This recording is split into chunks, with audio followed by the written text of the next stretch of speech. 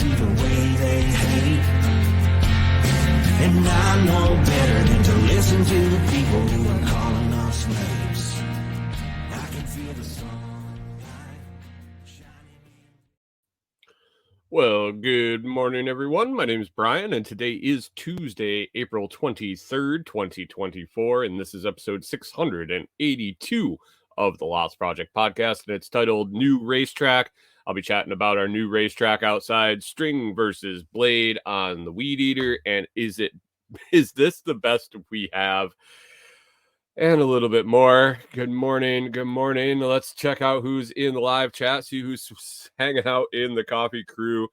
Grab a cup and hang out for an hour. Thanks for joining me. New bag this morning. Always good with the new bag of coffee. And good morning, Pip, in early circle, figure 8, or drag strip. I suppose this would be a drag strip for sure. Good morning, Jim. Thanks for popping in. Rewilder Life is excited about racing. I don't know. I might have been a little misleading in the title, but you will see. Hunter, good morning over on Twitch. Thanks for joining in, and maybe you'll have another friend over there today. We will see. Cormac, good morning. K-Bonk, and Rewilder Life is boiling eggs, splitting coconuts, and making bread. Are those all related items? Pip says the Karens have been trying to shut down Orlando Speed World for years. What exactly is Orlando Speed World? Is that like a drag strip? And why are they trying to shut it down? Does it bother them? Is it loud? Does it make a lot of smelly exhaust? Or I don't know. Why would they want to shut it down? Pickle Pete says, good morning. Good morning, Pickle Pete. Glad you made it home. Got home at 1 a.m. and he's beat. Well, I mean, at least you have priorities. At least Pickle Pete has priorities to show up for the show here and be around. Jim over on Noster sneaking in, double dipping, and appreciate that always, Jim over on Noster. And yeah. So what is the new bag? What? Thanks. Another Norman earthquake today, guys. I don't know what's going on. How all of a sudden everything got super bouncy, but it seems as though something happened over the weekend that I don't know what happened. I moved the Starlink. I don't think that makes the camper shake more, but we will see. Rewilder's Life says because instead of racing cars, young people should sit at home and play video games or stand on the corner and sell drugs. Wow. That's I like it. Anyway, new bag this morning, new coffee this morning. We got GSD blend. Man, GSD blend is the first of the blends that the Lots Project put out, working with my buddy Brian over at foodforestfarms.com. I joined the C4 Club, and I was getting my coffee from him, and one of the things that comes along with C4 is a great mind in kind of sales, marketing, business, brainstorming, stuff like that. And I was like, hey, can I get you to make me up a blend of my own to sell? And he says, well, of course, you're a C4 member, and C4 members kind of rule the roost. We talked about it. I told him what I was looking for. I was looking for something for your average blue collar guy that wants to get up, or above average, that wants to get up and get shit done every day. A little higher on the caffeine, but not jittery and not added caffeine. Like, let's try to make this the best highly caffeinated coffee you can find. And man, he nailed it. He knocked it out of the park. It's it is the highest you're going to find as far as caffeine content without adding extra. It tastes perfect. It's smooth. It's enjoyable. And it doesn't leave you jittery, bouncing all over. You're going to go and get shit done. So GSD blend from the Lots Project is available over at foodforestfarms.com. All you got to do is head on over there, check it out, and pick some up today. And if you're looking to have your own coffee brand, coffee white label, that sort of thing, you might be interested in talking to Brian and joining the C4 Club and spinning out your own bit of blend. So thanks, Brian. Appreciate it. And here's to you guys.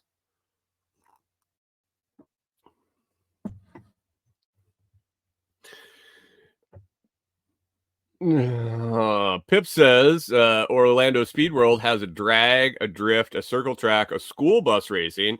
It was located out in the sticks, but houses started getting built around the track. Then homeowners started complaining about the noise.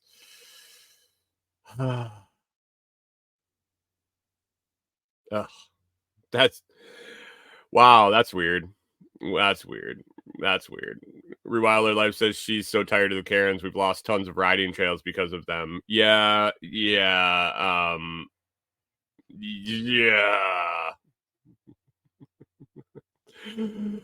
Kim says, "Gee, I moved next to a racetrack and it's noisy. Now I have to shut it down." I hope he's being sarcastic, but God damn it, Jim.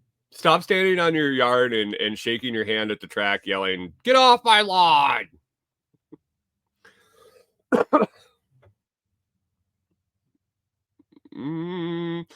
Pip says YouTuber Cletus McFarland is having the same battle in courts down in DeSoto, Florida. Backwoods Butcher, good morning. Thanks for stopping in. Pickle Pete, a drift track, so a parking lot. I mean, nah, I don't know. Karens are. We had the opportunity when we were looking to buy our farm.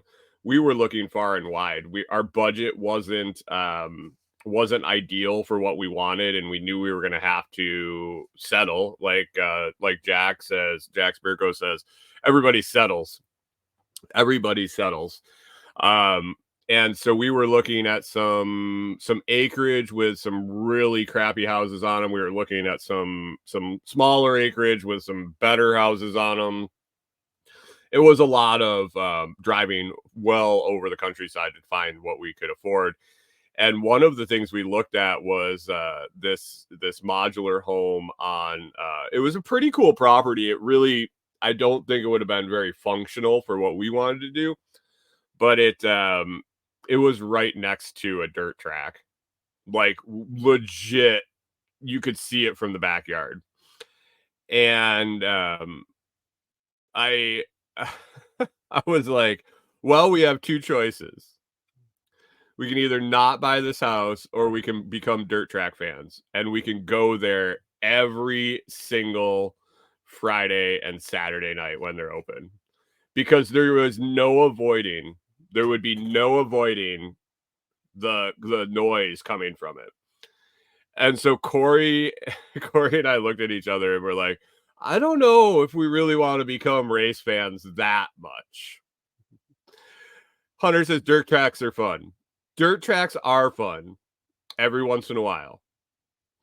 Dirt tracks are fun if you're driving, which I don't have the money to do, obviously, by the fact that I was saying that we were budget hunting for a farm. Dirt tracks aren't fun when you have to go. When if you don't go, you might as well be there because of the dirt and the noise. So yeah, we passed on that one, but yes, I do agree with you, Hunter. Dirt tracks are fun. I grew up in the Watkins Glen area, New York. Was relatively close. So we had Watkins Glen International Speedway, which was not a dirt track, but it was a road course. So there were a lot of local race fans, which makes a lot of local dirt tracks and a lot of local drivers and a lot of everything, which was pretty cool. Watkins Glen was a pretty interesting place. That place just overflowed when when NASCAR came to town for sure. They also did like the thing that blew my mind is they used to do like classic car, like classic Porsche races where they were driving cars around that track that were worth more than the farm I ended up buying for sure. Um, why are we talking about Tyrese Gibson in Too Fast, Too Furious? Is that the second one? Or wait, what did it go like Fast and the Furious, Fast and the Furious 2, Fast and the Furious 3, Too Fast, Too Furious? Is that like the fourth one? Like 2 times 2 is 4? Or when did it get to Too Fast, Too Furious, Kyle? Are you a Fast and the Furious aficionado like Survivor?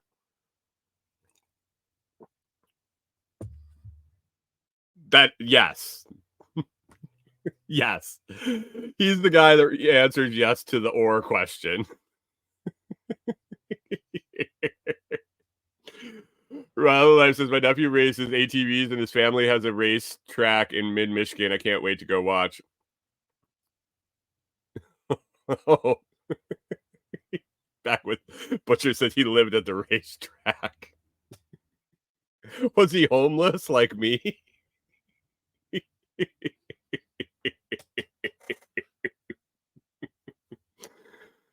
Oh. Pip says fast-ish and furious wheelchair edition. K-Box says they're still doing vintage at Watkins Glen. Yeah, that stuff, that tripped me out the first time I went and saw that. And I'm like, so I wasn't necessarily a huge car guy. I wasn't necessarily a huge race fan. I had buddies that did dirt track stuff. I had friends as I got older that were in crews and things like that that worked on the cars. Yeah, so I was around the culture, but I never was really like, yeah, I wasn't like a motorhead by any means. Um, and the first time I went to Watkins Glen and saw the classic Porsche races, I was like, how? Why? I mean, I get the fact you want to drive that fucker, especially after you spent that much money. But I don't know about driving it around a road course with a bunch of other stupid fuckers that are willing to drive their fucking $100,000 Porsches. I guess whatever. Free Wilder Life says grew up drag racing, but that was more illegal on the road. Well, I mean, there was that stuff. We did do that stuff. It was like, yeah, out on a country road, somebody got a new car and somebody thought that their car was faster, kind of thing. Like, let's do this shit. We didn't need a racetrack. There were plenty of racetracks everywhere I lived. we definitely knew where all the quarter mile flat non-turning roads were out in the country for sure, which it was, they were very few and far between in that area because everything was hills. Hunter says did ride in the Formula One around the track thing, not impressed personally, everyone else was super excited. I was actually telling Corey, I've sat in some of those European sports cars, and it is not for me. They're made for a guy that's probably like 5'6", 5'8", and size 6 shoe. Not meant for 6'4" with size 13s. I will tell you that for sure. We used to go over and test drive cars, the really nice cars, because we were thinking we were going to buy one, maybe just wanted to go test drive. And yeah, I was one and done on the European sports cars because they're just not the right size.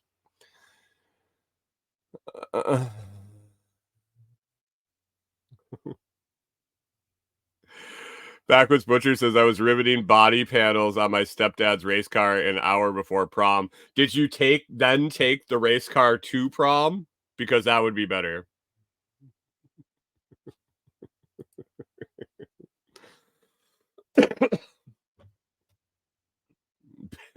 Pip says I did take my truck around Sebring Raceway, so you could say I'm a pretty good driver. That and Jim down here, Jim must get his underwear at Kmart because he says he's an excellent driver.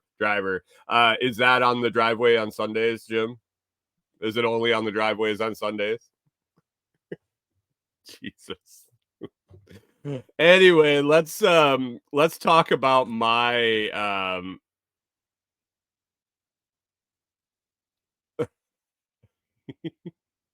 Jesus. Let's talk about our new racetrack. So I talked about, man, like it's so obvious. It's so obvious when you observe the world around you. Um, I don't know, before I kind of settled down and started really slowing down a bit and living this way, and being in an unfamiliar area and having to constantly walk down this road, like I think our observation has gotten better. I mean, shit, Corey found a snail on the side of the road for our pet. Hunter's wondering if it's a snail thing. No, it's not a snail thing. No. No. Rewilder Life says our new land is on an ATV trail, so yeah, all summer. Rachel, here's one thing to keep in the back of your mind. If you have a spot that people can put a camper, or you have a spot where people can put up tents and they can also get in with a trailer, Hip Camp is a fantastic thing to host people looking to get on that trail and not have to trailer their shit from a hotel. We had a ATV trail that went from Duluth all the way like 3/4 of the way across the state, or all the way across the state. It ran right by our house. Well, close enough to our house that there was a dirt road that got there, so you didn't have to trailer your side by sides and shit to get to the trail.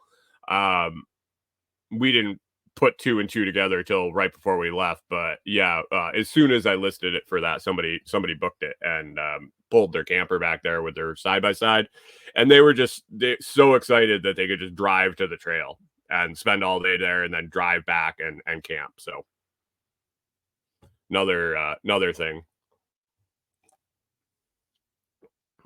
Horse trail. Oh yeah. You're doing good.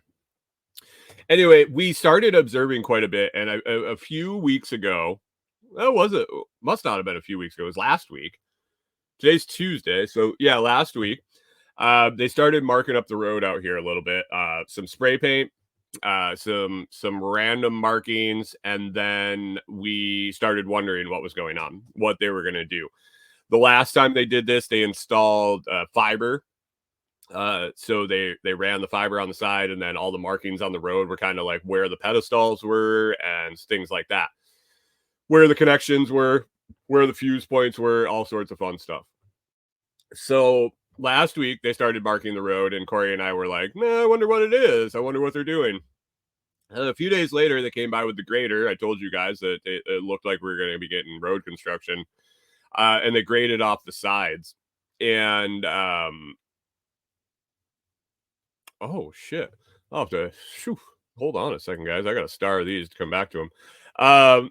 So what we noticed was with the grader that the guy went and then he stopped right when he got to the markings, and I was like, okay, well, we're doing road construction. We're definitely doing road construction here. I don't know if they're going to be reclaiming the pavement, if they're going to be stripping it down, because when he graded out the shoulders, the road was actually like, I don't know. What would you think, Corey? Like a foot wider than the pavement on either side. So it had significantly covered in, but it looked like the bottom layer was a different material than the top blacktop. And so I was thinking that they're probably going to grind up what was on top, remelt it, and then lay down a smooth layer. Or they were going to go right down to the dirt and put a whole new road in. You know, it's like, you never know what the budget is calling for and how many times.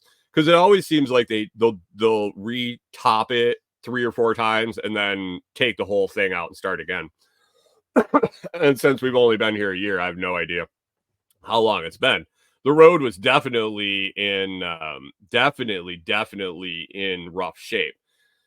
And so we were wondering either way what was going to happen. So yesterday we were sitting here and looking out the camper window, and all of a sudden a truck pulls up to the line where the guy stopped grading, where there was a line on the ground, and he had a tanker truck, and it was like one of the smaller municipal water trucks. And I'm not sure if it had oil or water in it. I have to assume it was water because it didn't smell like oil. Usually you can smell that pretty blatantly. He sat there for a while, and I was like, "Oh wow, this is weird." That was afternoon by the time he pulled up, wasn't it? That was afternoon by the time he pulled up, wasn't it? And so I was thinking maybe he was just scoping it out for the next day or something. But he sat out there, he sat out there, he sat out there, and then all of a sudden, here comes a paver. Here comes a crew of guys. Here comes some supervisor trucks, and I was like, "Well, they're gonna do this shit today." Um, I was It was interesting. So a little bit about this road here.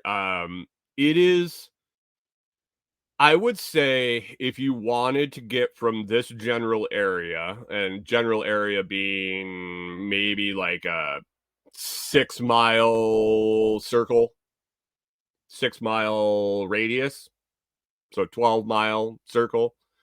Really can't go that far on the one side. If you're on this side of the river and you're going to want to get to the town like that I go and do laundry and get groceries and stuff, the next big town, I guess you would call it. It's not a city by any means, but big town where you're going to find a Lowe's and a Walmart and a Kroger and a laundromat and all that. This is kind of one of the main ways to get there is our road. There's a way to go around through town to go and kind of catch it further out, but it's unless you're in town, it's kind of a extra hike for sure. So we get a lot of traffic. Corey and I see it on our walks. We see it every day, and we're like, we can't wait to get off this road. So I was curious, like, where the cars were going to go while they were doing this, because as they started paving, they had the roller and the paver, and then they had a supervisor's truck just like parked across the road. And I'll tell you, that dude fucking sat there for like 4 hours in his truck. Like legit, they could have brought somebody on the crew, drove up in the truck and parked it and gone and worked and came back and picked it up, because like the guy never moved. I was like, I like his job. And so he sat there. They started paving the road. I'm like, oh, this is kind of late in the day for them to start, because they had to go quite a ways down the road. And then we see the roller guy come in. He's rolling back and forth, and he kind of goes out of view, and they're moving along, and we can't see them anymore. And we're sitting here going, huh? All the traffic's turning around. Cars are coming. They're probably going the long way around. There's 2 different ways you can get around. But there must have been no signage whatsoever, because there were, good morning, Chris. Good morning, Chris Dixon. Did somebody put a gun to your head and make you show up? Says, I'm sorry I'm late. I didn't really want to come. Thanks. So anyway, I don't think they had any signage up or anything that the road was closed, because cars kept showing up and turning around. Kept showing up, turning around, which isn't bad. I mean, we have 2 driveways here, and they had plenty of room to turn around. They're turning around. And then all of a sudden, Corey and I are sitting here, and every afternoon, usually when we're on our walk, unless we consciously wait till after, the school bus comes. School bus comes and drives down the road. They have 1 stop, maybe 2, depending on the day, on this stretch of road, and then they keep going and deliver the rest of the kids home.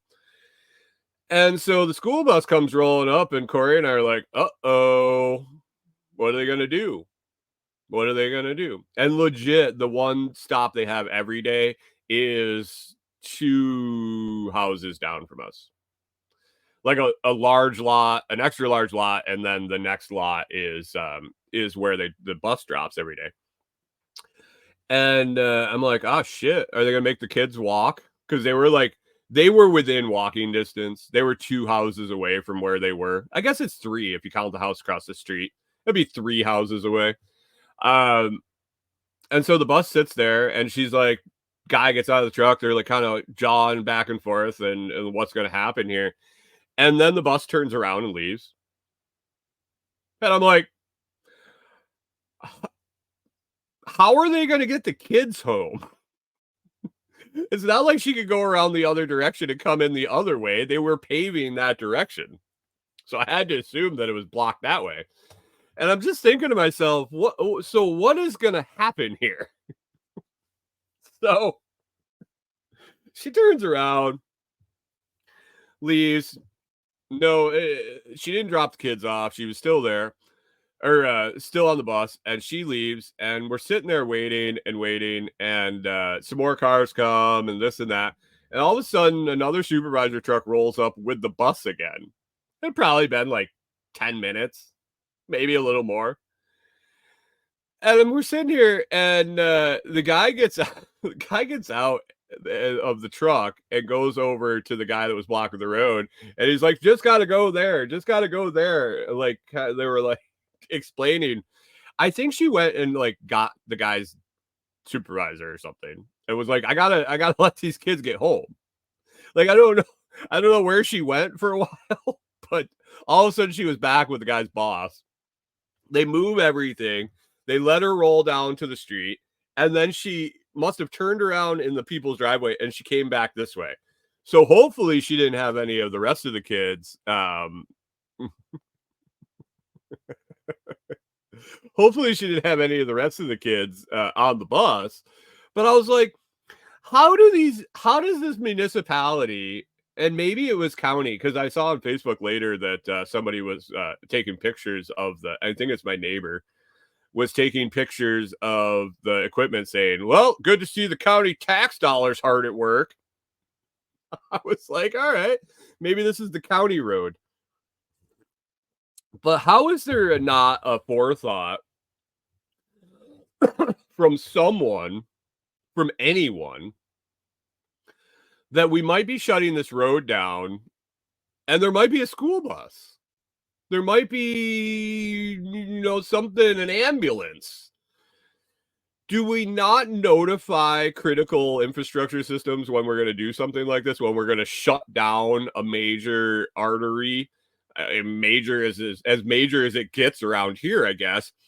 But before we do this, don't we kind of like go, hey, I wonder, or we just wait for it to happen, I guess.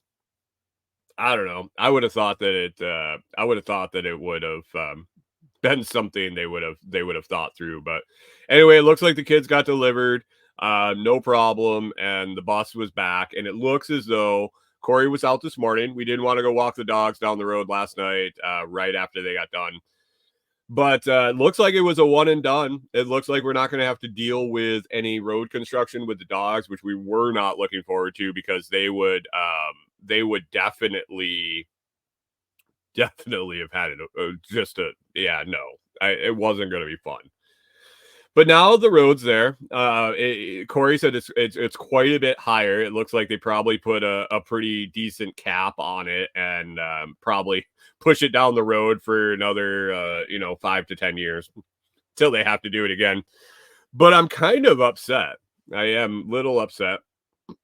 This road, like I said, definitely needed a top coat. Definitely, probably could have used, after this winter and the extreme freeze we had. I'm guessing the base is all fucked up too. So they were just putting a fucking scab on a gash for sure. But now the nice part about that was people didn't drive too fast. I mean, they drove fast, probably faster than I am comfortable with some of them, since I have to walk on the side of the road and there's no shoulder, there's no sidewalk, there's no fucking anything really. Like when a car comes, we go walk in the ditch. But it is the only really place to get to from where we're staying. Now the thing is like a fucking racetrack. It's like smooth. It is ready to go, and I can only imagine how fast people are going to go now. It's not going to be fun. Not going to be fun. We'll see, though. We'll see. The road is wider now. I don't know if I'll be able to walk on the edge and have enough room for people to get by. Maybe now that the road is wider, people won't have to wait when they come up to another car and we're right where they are. People would like slow down and wait, even though there were two car widths and we were way off in the ditch. They would like stop, like it was a stop sign, and the other car would go by them and then they would go. Which is courteous. I get it. I appreciate that for sure. But at some points, you got to realize that there's enough fucking room for you to go. I don't know. Chris Dixon says, but it won't be dusty. It wasn't dusty before. It was just potholed pavement that made people slow down and not speed like that. But we'll see. We'll see. Hunter said up here, he was wondering if we built a track, and I told him no. He said snail racing is a thing, and we might be training Sydney. Corey, did you know that snail racing is a thing? Are you going to train Sydney for snail races? Corey says she might, but she has to find him first. He's been missing. He hasn't been missing as far as we don't feel that he escaped the terrarium, but went rogue. He buried himself in the dirt. She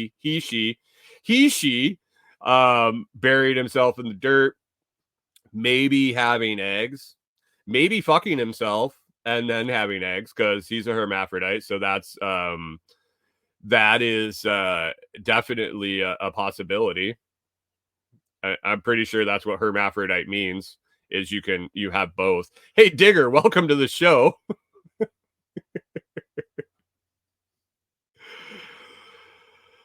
What? It's in a box. It's a terrarium, dude. It like legit. I went to the pet store and got a got a terrarium. Corey wanted me to get a 5-gallon fucking terrarium for our one snail. I got I think it's like a 2.5. And if that fucking snail dies, I know it's going to be my fault.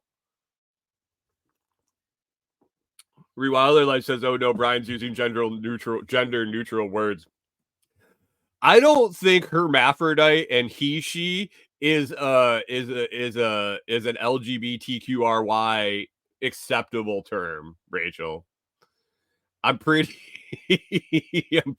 sure they shy away from the both. You get to pick whatever you want to be, but you can't be both.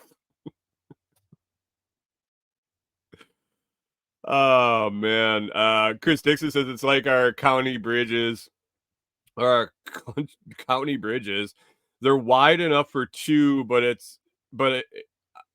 it becomes common to stop and let the first person cross. I fucking send it. Yeah. Yeah, for sure. I mean, I would say probably half or more of the people understand that if they just slow down to a reasonable speed and pass the other car on the road, the fact that we are not on the road, the fact that we were down off the shoulder in the ditch, means they probably can pass each other on the road.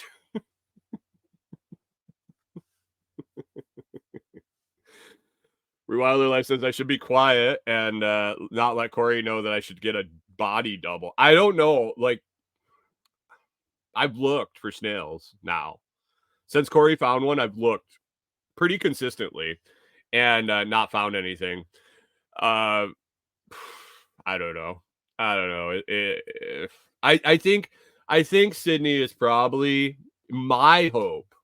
My hope is Sydney fucked himself, and then he's going to lay eggs. She's going to lay eggs. So I guess if he is using its penis, it's a male, and if it's using its eggs or whatever female reproductive system it has, I don't know the reproductive system of a snail, but the term hermaphrodite lends me to believe it's got male and female organs. It's not asexual, which I believe is neither. I don't know. This could all be wrong. This could all be changed because of modern terminology. But back in the day, when I was learning about that stuff in health class. Hey Jim, did they have hermaphrodites when you were back in school? Back when you guys were using stone tablets and chisels? Anyway, love the new road. I love the fact that I'm driving on it and I don't have to deal with the potholes, but I am not sure how it's going to play out as far as speed. If anything has clued me into the area, I'm guessing there's going to be a fucking cop sitting below the hill on a daily basis. This area, this town in particular, I see it referred to many, many, many, many times as a speed trap. Now, I can see why. As you get to the city limits, even though it's country, I would say it's country back roads, and no difference between the road you were just on and the road you were entering by passing a magical line across the road, suddenly goes from 55 miles an hour to 45 miles an hour all the way into town. Then it drops to 30, and then it drops to 25 in town. So the cops just eat them up. They eat them up on that fucking road. So 55, you hit the 45, and then it goes down a huge hill as you're coming down into town. And you're looking at cornfield or cow pastures and cornfields and barns and nothingness. And if you miss that 45 sign, it's not like reduce speed ahead and it's 145 mile an hour sign. If you don't see that,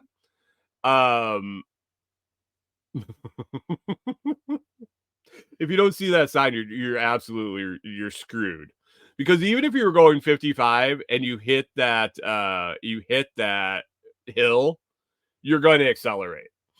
Like, I can get to coming out of town, it's not as bad because you're going up the hill. But this road also kind of goes flat for, I would say, half mile, and then there's a huge hill. So I could definitely see. And there's some hiding spots. There are definitely some hiding spots where that little fucker could back in or shoot a gun up over the crown of the hill and get people before they can lock the brakes up. It's set up.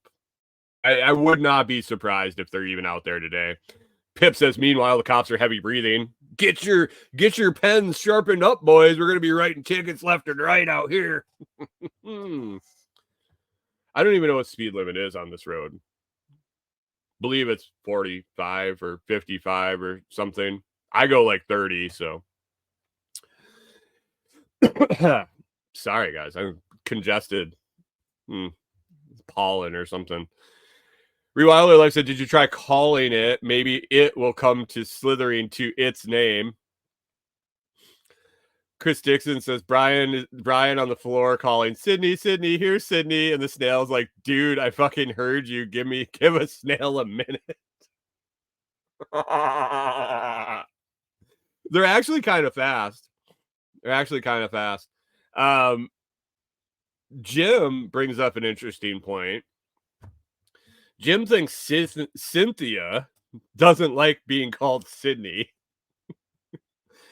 Sydney is a male and female name, Jim. That's why we chose it. We were gonna choose Corey, but somebody was a little irritated about that. We were thinking maybe Jamie. There's a lot that can go both ways. Chris,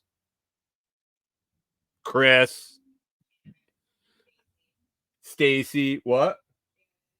Shannon, Stacy, Jim, Kim.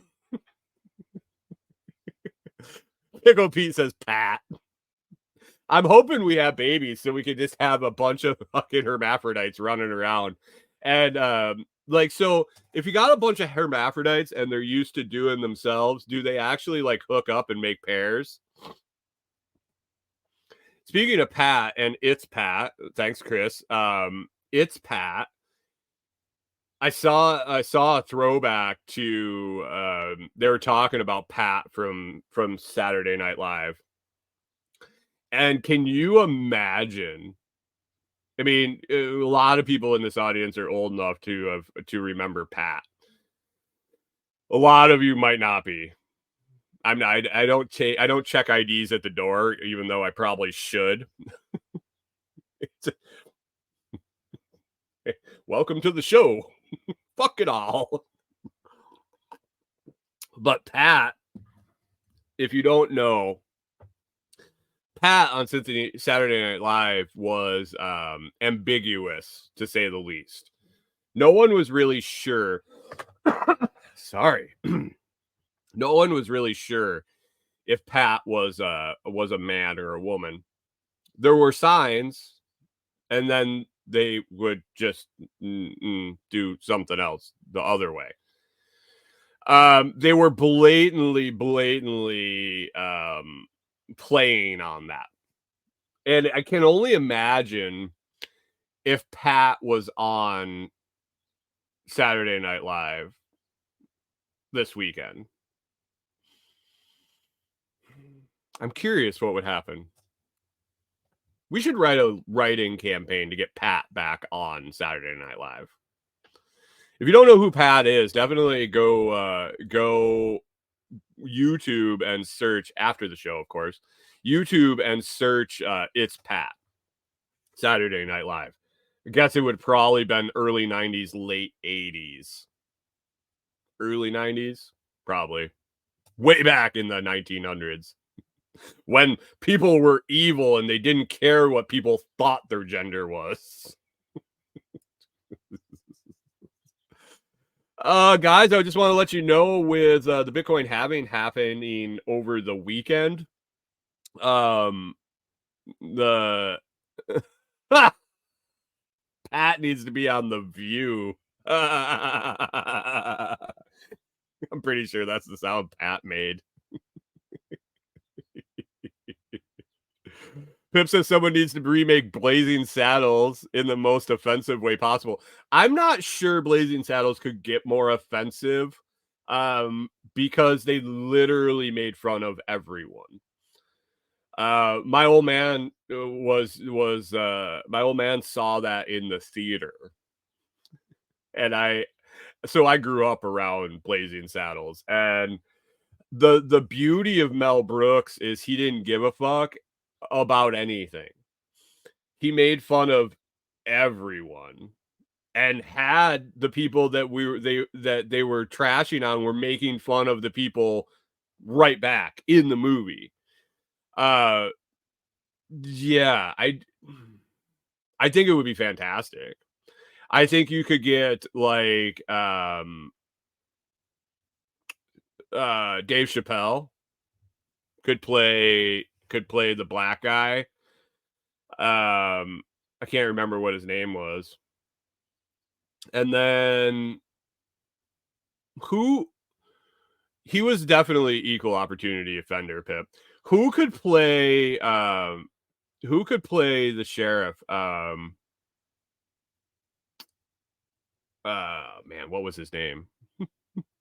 Wild. Who could play him? I mean, Dave Chappelle would be perfect because, I mean, Dave Chappelle literally played a KKK guy. And if you haven't seen that one, if you haven't seen Dave Chappelle play the blind KKK guy, definitely check that out. But yeah, Blazing Saddles reboot would be great. Before that, I was talking about Bitcoin halving, and if you cleave on little, if you made it through the halving unscathed, and Bitcoin hasn't gone away, hasn't gone to zero, hasn't gone to 1,000,000, we're still steady right here in the 60 to 70 range.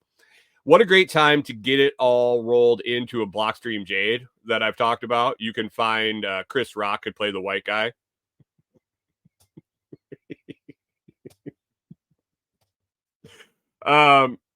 Bill Burr, yeah. I was thinking maybe like that Matt Rife would be probably good for it. I don't know if he's edgy enough, but uh, it's a good time.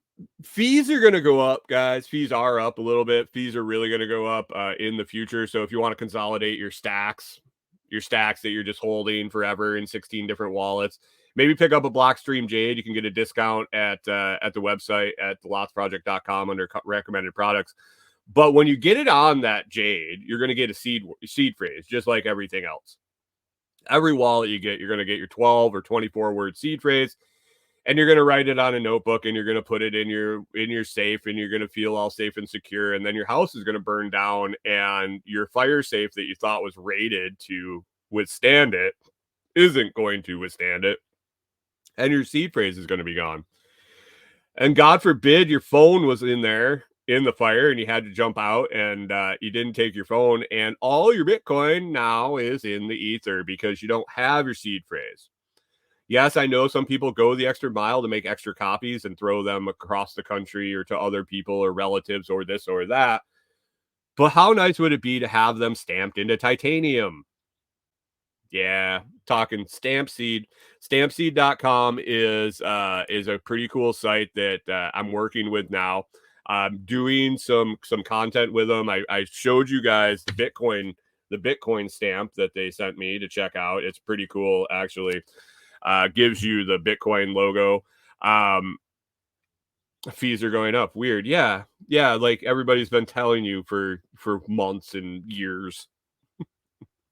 Make a stack and just keep it. But anyway, Stampseed is a great way to get your seed phrase permanently in titanium. Basically, they sell all sorts of accessories and full kits to stamp your seed phrases on a little titanium plate. I don't have one right here within reach, or I show you. But yeah, get it stamped in there. It's in titanium. It will withstand most fires. Most fires, obviously. You can burn it if you really, really, really want to. But most fires, you got it in a fire safe, you're going to come out unscathed, and you have a permanent record. No water is going to race it away or smudge it up. You're always going to be able to read it. It just takes a little bit of time to stamp in your seed phrases. Consider it. I put the link in the comments, and also discount code The Lots Project will get you 15% off. But stampseed.com, they got a bunch of cool stuff, and you should definitely check them out. And when you're there, use the discount code. There's no special link. There's no anything like that. So if you're listening, you're going to check it out later. Check out stampseed.com. Use code The Lots Project at checkout for 15% off. Quality product, guys. Definitely a quality product, and something you might not think about that you might want until you actually needed it before whatever happened that made you think about it. You spill a cup of coffee on your password book, on your seed phrase book, and it's all ruined, or God forbid you have a fire. Yeah, that was just on my list. I've been meaning to talk about Stampseed for about a week now, and it just gets put on the bottom. So I finally put it in the middle of the show. Yesterday I headed out to Delinquent Scully. I had been noticing when I was out there. Chris says, "Nice pop-up ad." A guy's got to eat, guys. A guy's got to eat. I do earn affiliate commissions if you use that code. You guys get 15% off and I get 10%. Wait, can I asked the guy, I was like, can I flip that around? Can I get 15 and give my people 10%? No, I didn't. No, I was excited that you guys got more than I did. I do, really, actually. Uh, anyway, I was noticing when Corey and I have been out to Delinquent Scully, when I've been out working with Tim on his cabin, that the trails Corey and I cut in were starting to grow in. It's that time of year, obviously, and the stuff's growing in like crazy. So I got out there. I was started weed eating. We got a couple of weed eaters out there, and man, one is really interesting. It's I've never had a 4-cycle weed eater. Always dealt with the oil gas mix. Always dealt with the bullshit of that 2-stroke. Tim picked up a 4-cycle weed eater, and the thing is pretty slick. It seems to start easier. It seems to run nicer, and when you've used it for a while, it's not hard to start again. That was always my problem with weed eaters was you battle it to get it started. Maybe you get lucky, you get it started pretty quick. But once it's hot, the shit won't start again. In my experience. And maybe I'm just doing it wrong. No, I'm not rechoking it. No, I'm not. No. But it's really nice to just drop the gas in. You don't have to mix gas. You don't have to do anything. And it runs like a champ. The only problem was I ran out of string about halfway up the hill. I walked back down. We have actually a couple weed eaters there, and they are the ones that you can put different attachments on. Both of them, different brands. They all fit together. There was another head down there that had the static trim lines, the ones that don't feed out. They're just like little loops, and you use them till they're gone. Then you change them all. Burn through those real quick. I don't know if they were old and brittle or what, but man, they were instantly just gone. And so I came down and I started searching for some string. Of course, I didn't look where the string was. I'm pretty sure it was up in the cabin and not where I was looking, where that was stored, where the weed eaters were stored. So I put on these blades. I'm not a fan of the blades. And I don't know if it was necessarily the blade or the terrain or what it was, but the weed eater ran funny. It didn't feel balanced right. It was it had a really weird noise to it, and the blade just, I can see it working for some woody, thicker stuff, but the stuff I was cutting, it almost just like lopped it over instead of cutting it off. Definitely a fan of the string. And on the hill that I'm working on, that at the grade like this, it definitely worked better. So yeah. I don't know. You guys use blades? You guys use blades on your weed eaters, your string trim, your edgers, or whatever the hell you guys call them, wherever you're at? We always call them a weed eater.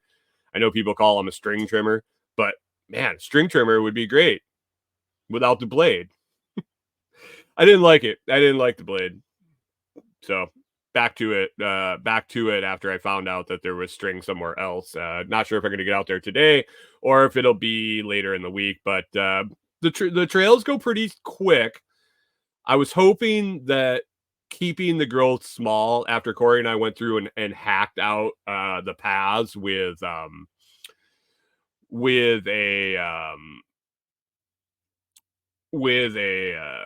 the loppers and a machete and all of that, and got the thick stuff out. I was hoping that it worked well to just keep it knocked down. And man, I got way farther than I had expected before I ran out of string. The problem was it didn't have much string to start, and I didn't realize that. But yeah, I was impressed with the ground I covered in the time, just keeping it knocked down. Just lots of pioneering species, May apples and weeds growing up and things like that. So knocking it down with that string was just right up the hill. So that's encouraging that the maintenance of the trails won't take much at all now that we did the heavy work of getting the shit out of there. Chris Dixon says I have a 4-stroke with a steel triangle type blade 2 years before I changed it out. That's what this had, was a blade, the triangle blade.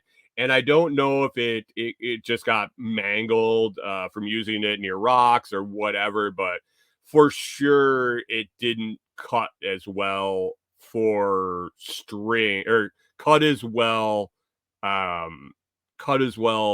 the string for what I was cutting. And it could have just been what I was cutting and where I was cutting it. K-Bonk says keep an eye open for morels. They're long gone here. It's past moral season here. Moral, whatever. I can't pronounce shit anyway, so I don't know why I even try. Good morning, John Palmer. How we doing? Pickle Pete says keep an eye out for magic mushrooms. They're all going to make you trip at least once, right? Tons of mushrooms out on the property. Definitely tons of mushrooms. We didn't see any morels. Didn't see any. And as tall as the May apples are, even in the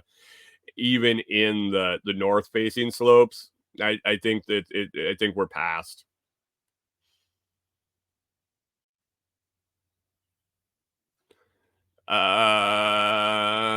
There's no morals on this show, that's for sure. And John Palmer says you have no morals. Yeah. You guys want a bigger softball for me to throw out there for you? Jesus, you guys can't be a little more creative. K-Box says, yeah, they come out with the May apples. Yeah, usually, from what I could tell, the ground temperature for the May apples to shoot up is the right temperature for the spores to start populating. And then by the time the May apples have jumped up and opened up the canopy at the first time, so they come up and they're like a umbrella, and then they pop open. And when they pop open, that's where you should see harvestable, the ground temperature, you should see harvestable morels, but we'll see. We'll see.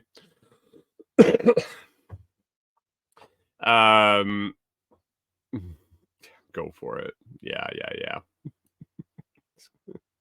No, I already gave you the softball. I'm not giving you guys another easy shot today. All I did was say morals, and you guys should have had like 75 comments out there. Jesus. What? Oh, we got more comments over there. Good morning, Pip, over on Noster. Thanks for that zap. Thanks for the zap, Jim. I appreciate it. Rolling today. I appreciate that. That helps keep the show over there on Noster, and helps me from having to put out a bunch of sats for it when you guys zap the show. I appreciate it. Let's see what else we got here. All right, real quick before we get out of here, and this is probably good that I'm doing it right at the end, so I keep an eye on getting out of here. But I don't really follow any of the bullshit politics anymore. I see it. It's everywhere. It's in your fucking face. No matter where you turn, at some point, you're going to see some of the insanity that's going on. If you guys don't know, we're in a presidential election year. I guess it's Don versus Joe again. Am I right? Like, please correct me if I'm wrong, because I obviously haven't paid attention, but from what I understand, they fast lined old Donnie into the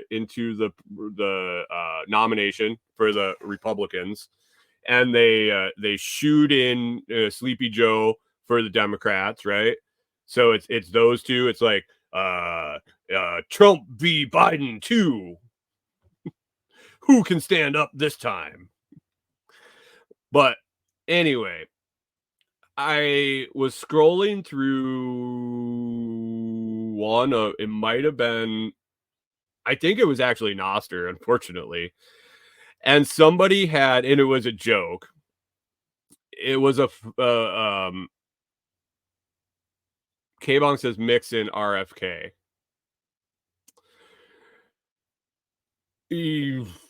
Okay. Like literally don't look at any of it. RFK is in Robert Fitzgerald Kennedy. Bobby Kennedy. Is this Bobby Kennedy? Kid? I don't even know. There are so many Kennedys out there. Is this one related to the one that drowned the girl in the river, or is this the one related to the guy they shot in the head?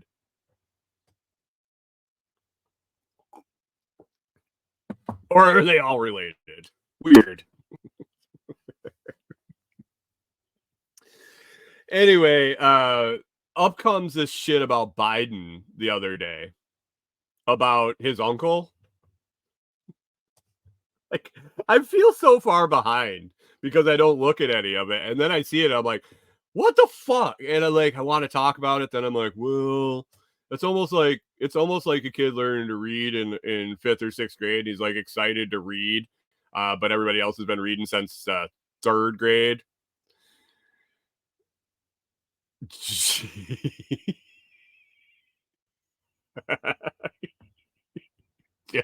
Jim says JFK Jr. is coming back, and Hunter says RFK is the nephew to the Dallas guy, I think.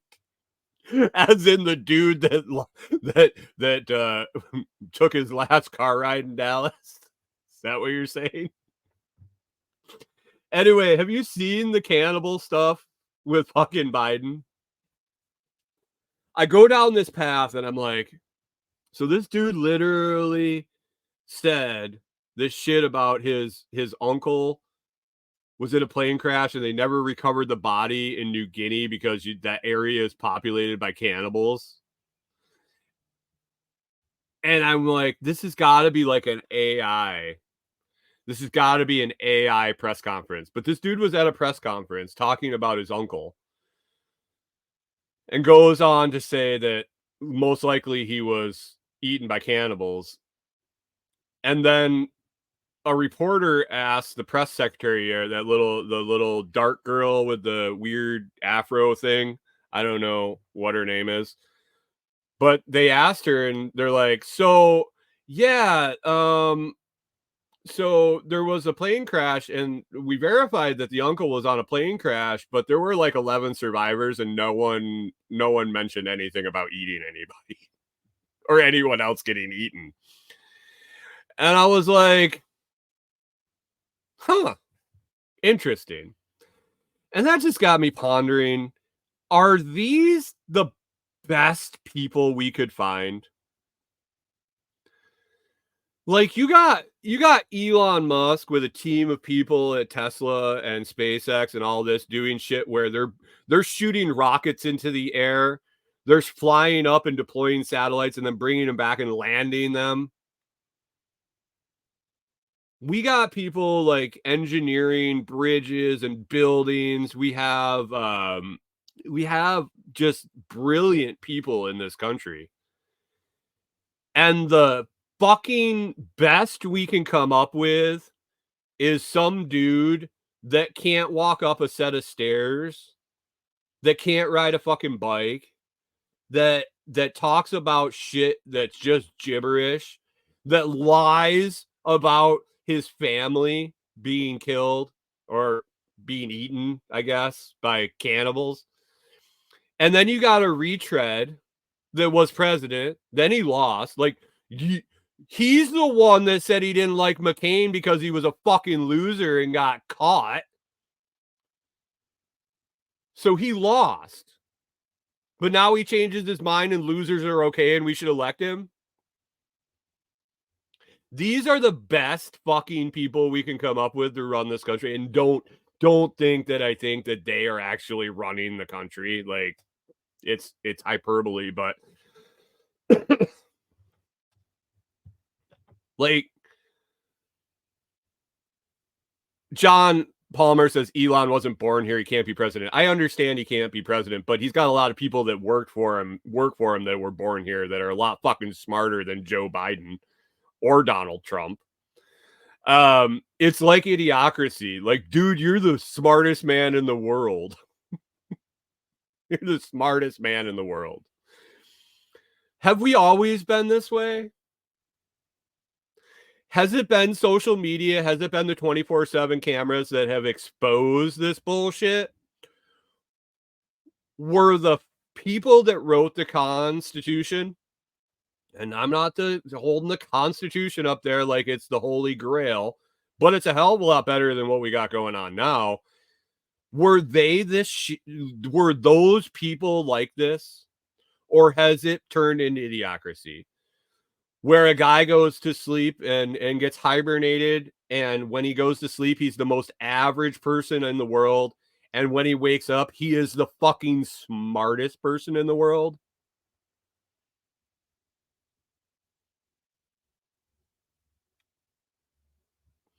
Hunter says the founding fathers were in their 20s. It may have been worse.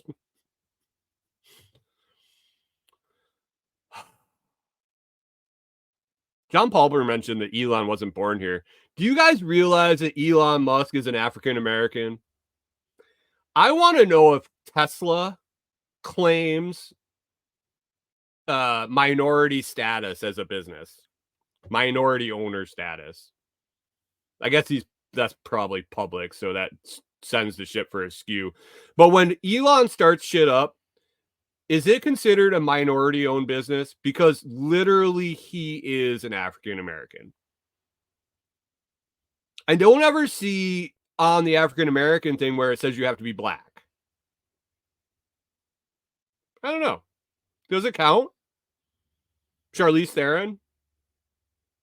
I don't know. What do you guys think? Oh God. Anyway, Pickle Pete is waiting in the wings. He has recap from the weekend. Maybe a little bit of adventure to talk about and things that he experienced over the weekend. If you got an hour, you want to pop over and check out Pickle Pete over on the Food Forest Farms Facebook or YouTube. Jesus, I don't even know where he's doing his show. YouTube. You can check that out after this. Other than that, we're going to be back tomorrow. I got a bunch of stuff on the list here that I can throw on again and roll with. Yeah, it's just an ongoing list. Other than that, I appreciate everybody listening. If you enjoyed the show, it's always free to hit that like, share, and subscribe. To return value for value, please consider joining one of the YouTube membership tiers or listening on any value for value platform like Podverse or Fountain.fm. Looks like Fountain.fm has got some big changes over there. I haven't really popped on and checked it out that much, but Podcasting 3.0 is here. You can also visit thelotsproject.com to find all my partner companies' discount codes and affiliates and a ton of information about me and links to all my stuff. comfreyroots.com is up and rolling. If you want to get your comfrey roots in the ground, head to comfreyroots.com or share it with somebody that you know could use it. Other than that, it's Tuesday, guys. It's just another Tuesday. We're going to go take the dogs for a walk, see how bad the racetrack is. Hopefully, I see you guys tomorrow and the racetrack doesn't spin out of control. Hope you have an awesome day. Get a bunch of shit done, and we will talk to you tomorrow.